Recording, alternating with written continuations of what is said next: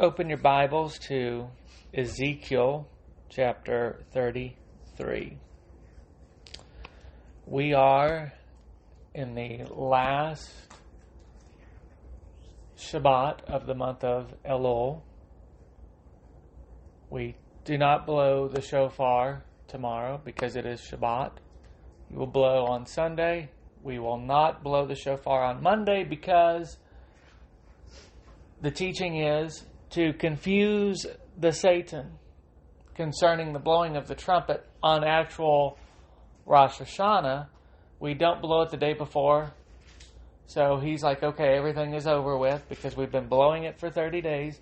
And then the next day, you blow the shofar and he is utterly confused, which is good because at that point we're going into the 10 days of awe, which leads to Yom Kippur, the day of repentance, the day of judgment. On Yom Kippur, God seals your year. So on Yom Kippur, 5786 will be sealed. Either good things will happen to us or bad things will happen to us based on whether we repented and got right with people and God during the month of Elul to prepare for Yom Kippur. And after Yom Kippur, we get into the Feast of Tabernacles. But that's not what we're teaching tonight. We'll teach all that when we get to that.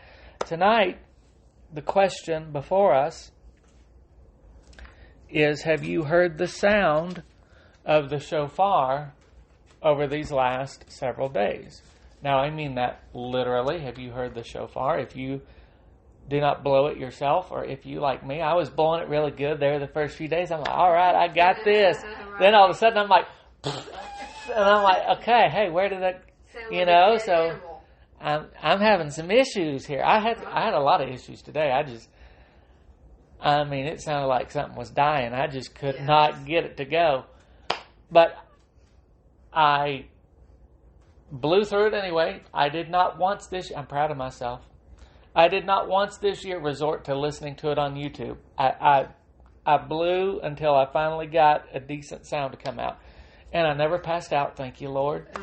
Because that was a concern, because sometimes. But anyway, to physically hear the sound of the shofar is part of it, but then there is the spiritual hearing as well, because people can hear physically, like people can go to church and they can hear a message and then it does nothing to them.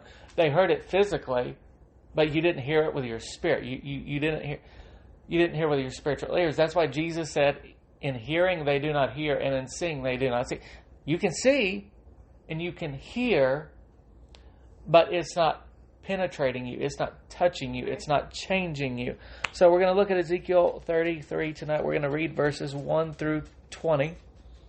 And then we're going to make some comments. So before we do that, let's pray. Father, we come to you in Jesus' name on this last Shabbat of the month of Elul. Father, we pray that we have heard the sound of the shofar and that we will take this night to contemplate what we've heard, to think about what we've heard and what you're saying through the sound of the shofar to each one of us. We ask it in Jesus' name. Amen. I did not have this in your notes. It just came to me while I was praying. In the scripture, and again, I have no reference for this because it just popped in my head. When they were either reestablishing the tabernacle or the temple, and I will look at a reference and try to hunt this down later. And you can hunt it down too. We can all hunt down our own things here. But they would have instruments in the tabernacle and in the temple. And there is a scripture where as they're playing and praying, because instruments and prayer go together. That's what the tabernacle of David is, 24/7 prayer and worship. But there came a point where the king turns to them and says, prophesy on your instrument, which that's a very crazy sounding thing to me. Mm-hmm. How does an instrument prophesy? But then that reminds me of David saying, bring me a minstrel, an instrument, so I can prophesy. There is a lot of things in the spiritual that don't necessarily make sense to our natural mind, but that's why Scripture also says the weapons of our warfare are not carnal, but they are mighty through God to the pulling down of strongholds. There are weapons that we've talked about in previous sessions that we don't really think about. The shofar, which we're talking about tonight, that is a weapon. That's a point in the message later on tonight. Putting the word on the doorpost of your house, that is a weapon. That is to keep evil away from your home. That is not mystical. That's not whatever. Magic. That's the word I'm looking for. It's not magic. It's a command of God that if you put the word on your doorpost, that He will watch over you, just like during Passover, you put the blood on the doorpost of your home, and death passes over you. Very many interesting things. Staying on track, though, because I want to go like 7 directions now, because all this stuff just popped in my head. Ezekiel 33, verse 1. Again, the word of the Lord came unto me, saying... Now again, this is God speaking to Ezekiel, and then Ezekiel speaking out.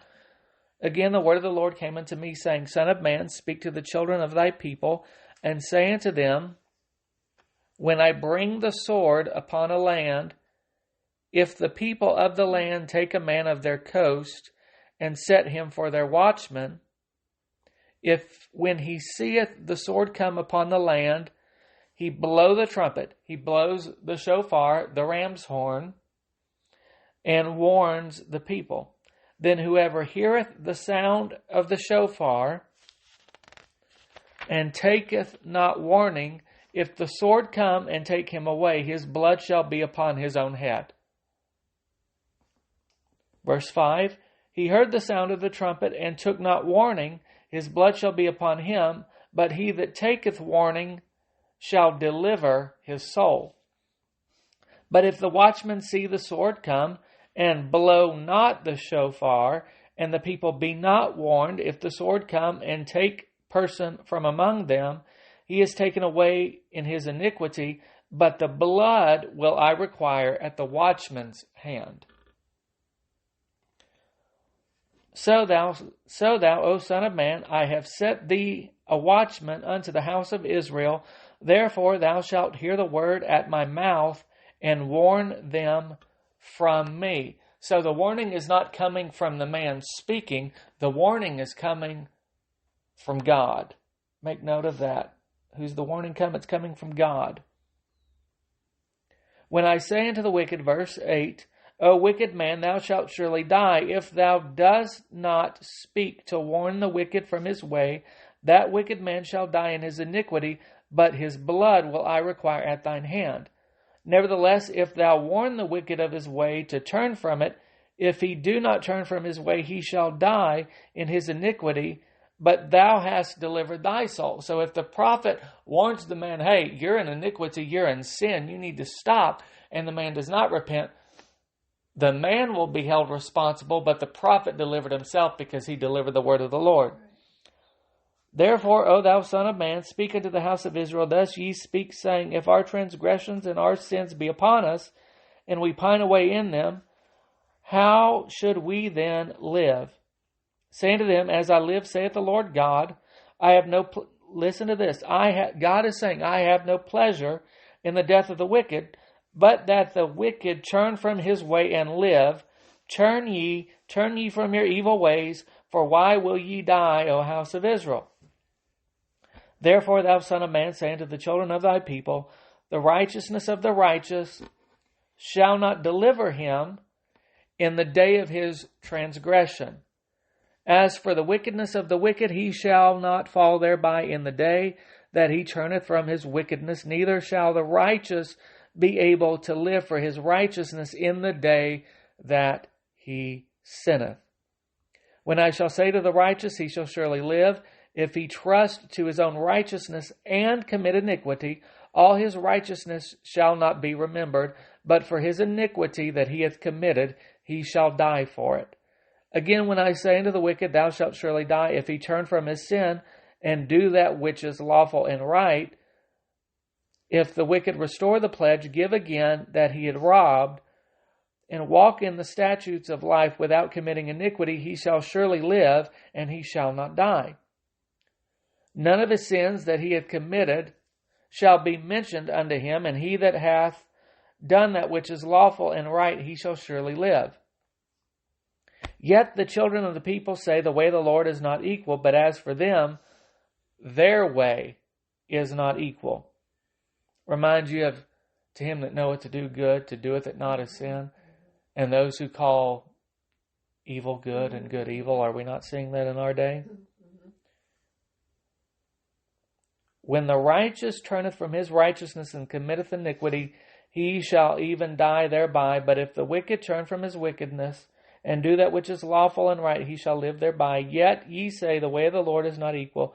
O ye house of Israel, I will judge you, every one after his ways.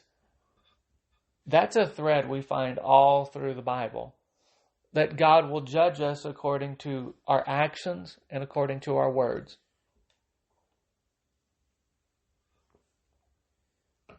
So we just looked at 20 verses here. So let's kind of walk through it a little bit.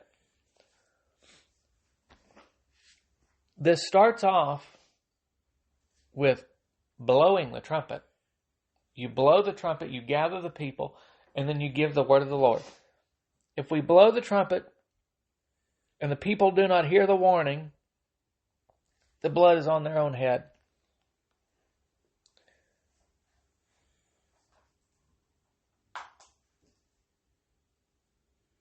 A lot of things being said right now.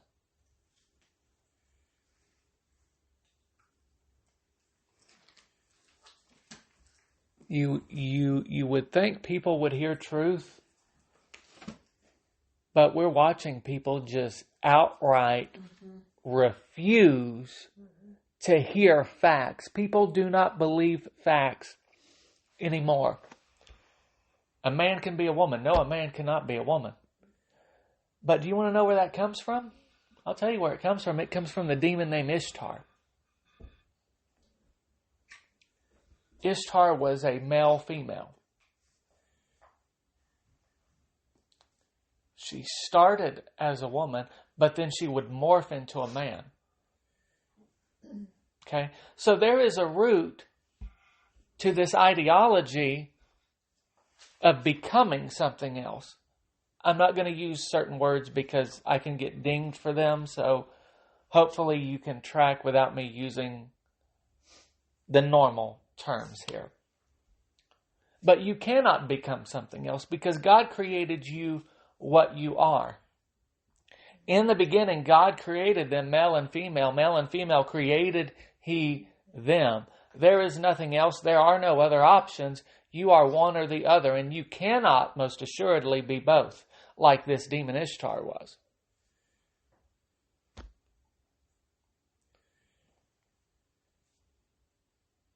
But it goes on to say, if you see judgment coming, but you don't warn, the people's blood will be on your hands. Let me say this as nicely as I can. Many pastors can see it. We have eyes. We see what's happening around us. We not only see what's happening in our nation, but we see what's happening in nations around the world. And if you're a pastor, if you're a Bible teacher, if you're a so-called prophet, or if you're an apostle, or you're whatever in the body of Christ, and you're not warning people to flee from the wrath that is to come, all of the sins that they committed, yes, they will be accountable for, but you will also be accountable for the sins they commit. Me doing this Bible study here, putting it out on a podcast, I'm responsible to speak truth. I'm responsible to make sure what I'm saying is right. If I get a little kooky, I'm responsible to deal with the kookiness of my own self. That's why Paul wrote to Timothy, not many of you should be teachers, because teachers are judged doubly. Those who hear the warning and repent and turn, they will be saved. But God desires that the wicked be warned so that they don't die in their iniquity. God's not mean. He's not stealing your good time. He's not taking away all your... Well, God is taking away the iniquitous things you're trying to do, but you're also free to be iniquitous. But there comes a time when the iniquity is full. Remember what Scripture says. But the iniquity of the Amorites is not yet full, so God couldn't judge them. Well, we take that to mean that God's just waiting for them to be really bad so He can wipe them out. No. God's waiting for them to turn, and they never turned. They got wiped out. The judgment came upon Sodom and Gomorrah because they would not turn. Nineveh turned. We talked about that a few weeks ago. But then later on in Scripture, we read that Nineveh went right back to the sin, and Nineveh then was wiped out. See, that is, unfortunately, the history of Israel. How many kings destroyed altars, false altars, but they did not go up to the high places and tear high places down? That's why the sin continued. Even when you had righteous kings, because they destroyed altars, but they didn't take high places down. Let me say this. We all rejoiced when Roe v. Wade was overturned. That's great. The altar was destroyed. Praise God. How many of you know there are still abortions happening all over America? The high places were not torn down. The desire to murder your child was not dealt with in this nation. So yes, we destroyed an altar, but the paganistic culture still remains in America. And there's a message coming on October 17th that I will give where these things are concerned. But we'll get through the fall feast, and then we'll get into the 200th anniversary of America and 5786 and how those two things combine. So the Lord desires that the wicked repent.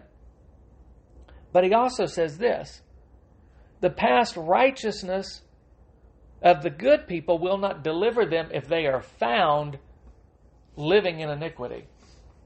Let's just stop here for a moment. We would say somebody's good deeds will outweigh one bad deed, or a couple bad deeds. But this Scripture says the exact opposite. You can live righteously, but if you end in iniquity, your righteousness will count for nothing. Talked about this several times. I struggle with my knowledge of church history because now that we're understanding Jewish roots on this podcast, I feel gross even saying this podcast because I'm teaching a Bible study, not speaking to a podcast here. I had my own little moment there. But as I look at church history and I see men of the past just be vile anti-Semites after being part of great moves of God, I just scratch my head and go, I don't understand. Now, I do believe that God looks at each of us in the time in which we live, and we are judged based on the knowledge in the church at that time. But you can also just take basic biblical principles and go, we're not supposed to hate people. So if you have church leaders at any given point in history hating Jewish people, well, even if the church doesn't understand Israel, which for the majority of church life, we haven't understood God's covenant with Israel. But we would all agree that back in the day when America was having racial issues, that to call yourself a Christian and hate a black person is incompatible. None of us sitting here would go, oh no, it's totally cool for Southern Christians to lynch black people. None of us would agree with that. None of us would agree with that. Well, none of us should agree with the anti-Semitism in the church right now either. But why is anti-Semitism rising in the church? Because it's in the last days. And everybody will end up turning against Israel. Right. And I heard a rabbi say recently, God raised up America to be Israel's western wall. The wall in the west to defend Israel against people in the west going against God's covenant people. I kind of like that idea of America standing for Israel and being an ally for Israel. And I think we ought to come back to that.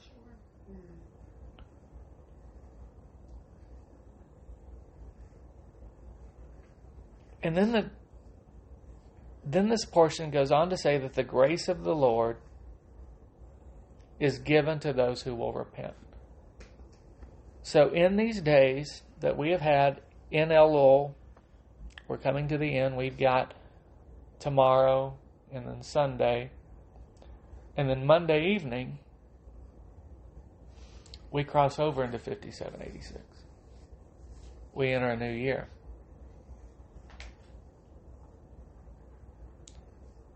But the question before us right now, before we even get into the 10 days of awe, is,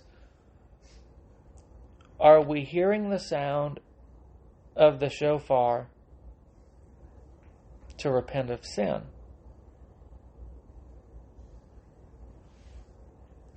The next question, are we hearing the sound of the shofar to come into fellowship with God? Look at Psalm 81.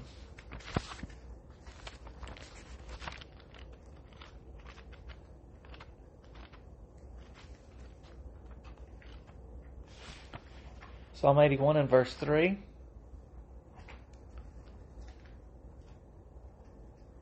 Now in the King James it reads a little interesting, so I'm going to read it and then I'm going to explain this. Blow up the trumpet in the new moon, in the time appointed, on our solemn feast day. Now that phrase, blow up the trumpet, kind of caught me off guard a little bit. I'm like, we don't want to blow it up. We want to blow it. But let's look at let's look at the NLT right quick. Blow the ram's horn at the new moon, and again at the full moon, to call a festival. The complete Jewish Bible says, sound the shofar at Rosh Hashanah, the head of the year, which is next Monday night, Tuesday, and Wednesday, and at the full moon for the pilgrim feast. For this was a statute for Israel and a law of the God of Jacob.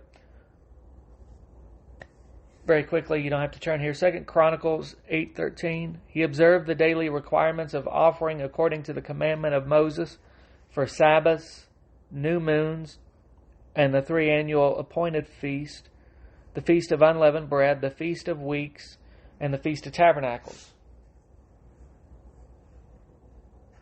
The sound of the shofar calls us to God. We're called to God once a week on Shabbat, the 7th day, Friday night sundown to Saturday night sundown. We're called to the Lord on the first of every month, Rosh Hashanah, the new moon.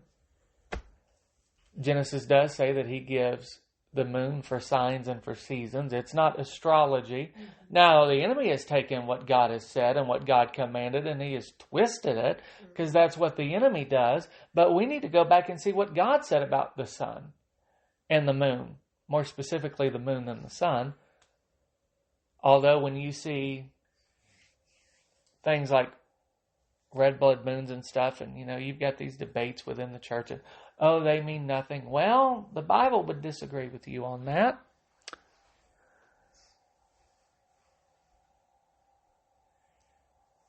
So, will you come to God? Well, first of all, to come to God, you have to repent. You repent first, and then you come in. That's why we have the month of Elul to waken us up, to call us to repentance. You then have the new year. You have 10 days of awe that leads you to Yom Kippur, which is the day of repentance. And then the Feast of Tabernacles is when you come in and you rejoice in the Lord. And then on the 8th day, you have the 8th day assembly, which is the gathering together with the Torah, and you celebrate the fact that coming Shabbat, you start your Torah cycle over. So we repent, we come to the Lord, but what else do we use the shofar to do?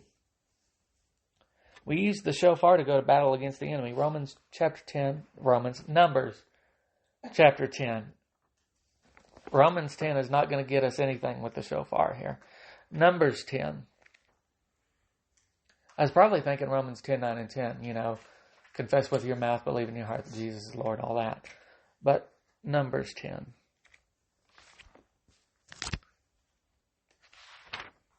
Verse 9, and if ye go to war in your land against the enemy that oppresseth you, then ye shall blow an alarm with the trumpets, and ye shall be remembered before the Lord your God, and ye shall be saved from your enemies. Also, in the day of your gladness, and in your solemn days, and at the beginning of your months, ye shall blow with the trumpets over your burnt offerings, and over your sacrifices, over your peace offerings, that they may be to you a memorial before the Lord, before your God. I am the Lord your God. So even before we get to the command concerning the head of every month and the feast days, what does the Lord say? When you go to war, now this is obviously talking physical, natural war, you blow the trumpet. But what about spiritual war? We have spiritual war. If you blow the trumpet to go into a physical battle, I think we ought to blow the trumpet when we go into spiritual battle. Well, Casey, every day is a spiritual battle. Do we need to blow the shofar every day? No.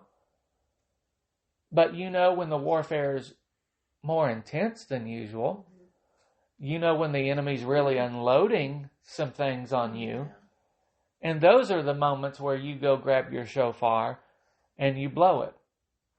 Well, does that really do something? Yeah, Bible says it does. We're going to see that in a second. But, I'm just going to throw this out here. James 5 says, anoint with oil those who are sick so that they may be healed. We don't have any issues with anointing sick people with oil to pray over them because, the Bible says it right there in James 5, 16, 17. The Bible says this in Numbers.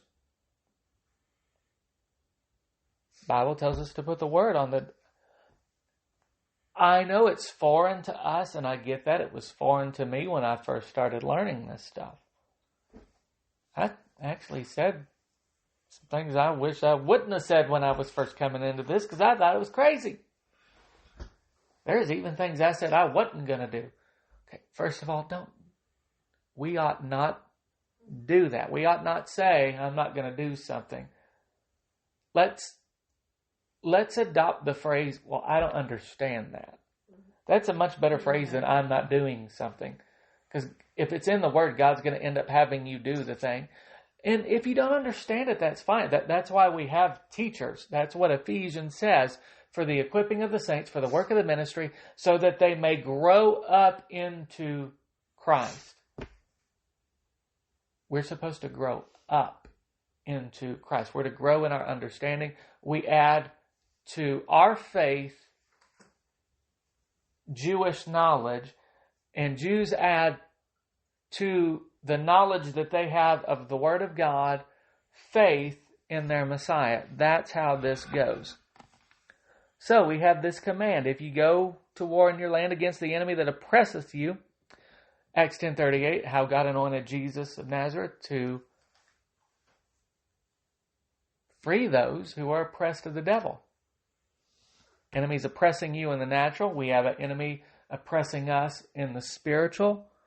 We go to war with the trumpet. Look at Joshua chapter 6, verse 5. You probably are familiar with this story of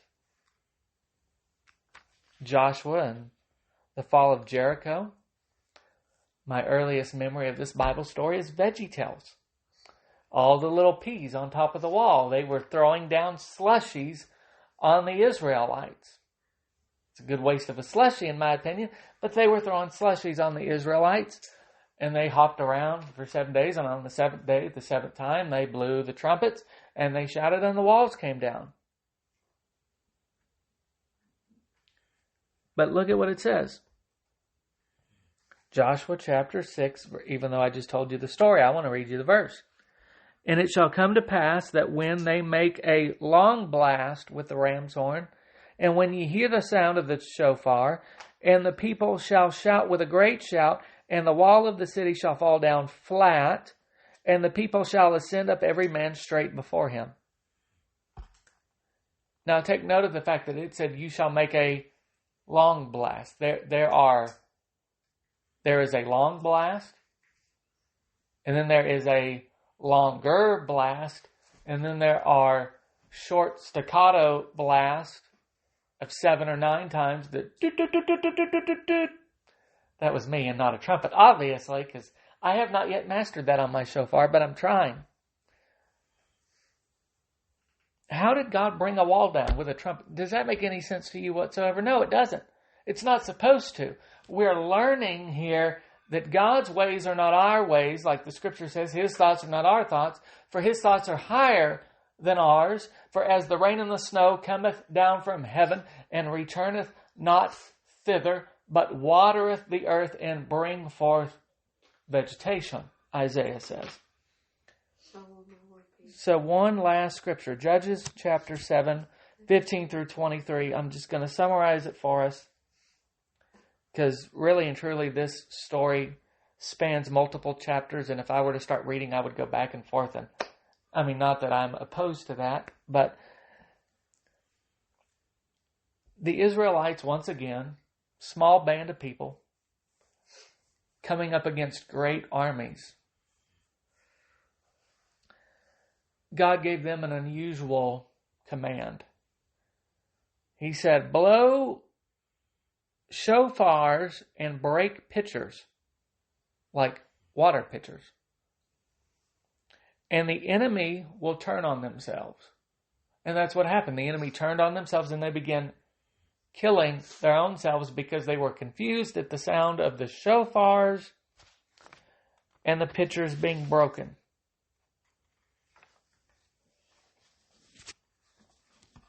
So even though we're coming to the end of this month of Elul, of a daily blowing of the trumpet, you don't necessarily need to put away your trumpet.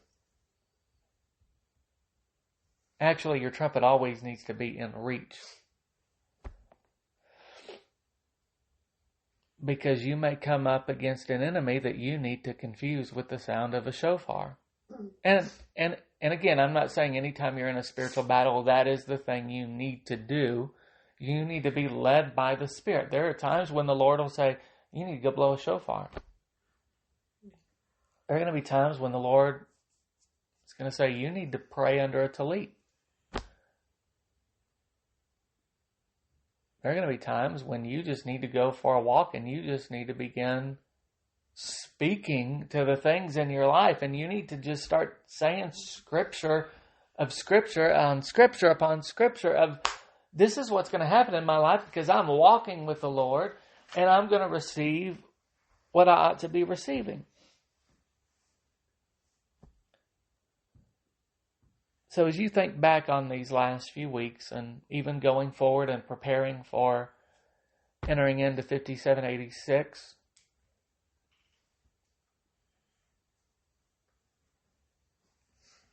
spend this Shabbat asking the Lord one question. One question. What has the shofar been saying to me for the last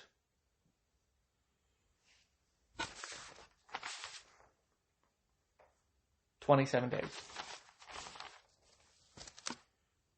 And see what He says to you, because what He says to you will not be what He says to me or to the person next to you. But we've looked at a few scriptures, and they're all very interesting because none of them make natural sense, and that's on purpose. Because that's what faith is. Faith is trusting in what God says. I mean, think about all the plagues of Egypt. Think about the splitting of the Red Sea. Think about water coming from a rock. Think about manna falling from the sky. Think about Enoch being taken up. Think about Elijah being taken. Could you imagine being Elisha and just seeing your mentor just... Like, you want to, we Christians, we love to talk about rapture. Elisha saw a rapture. And Elijah's mantle came down upon him. And he took the mantle just like Elijah did, and he smacked the waters, and the water split, and he walked on. And everybody's like, oh, well, there goes Elisha. And they knew that something had happened.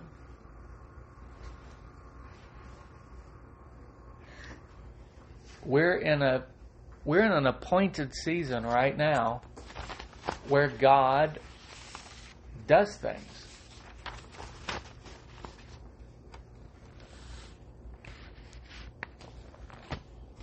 This time a couple years ago,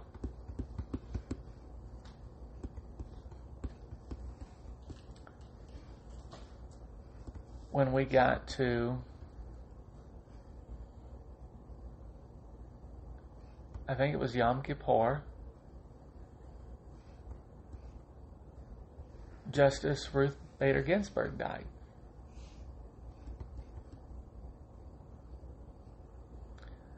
Then during the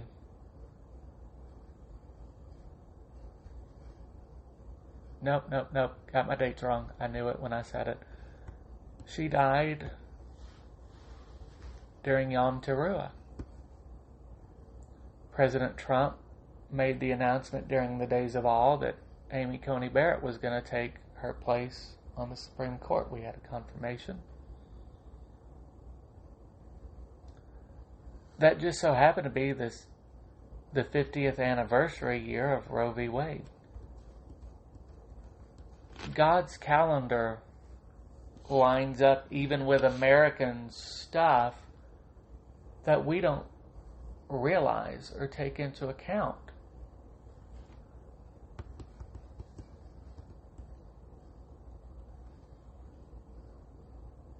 But even though that was overturned, we still have to deal with the high places. Have we dealt with things in our own life? Have we smashed altars in our life but not dealt with the high places?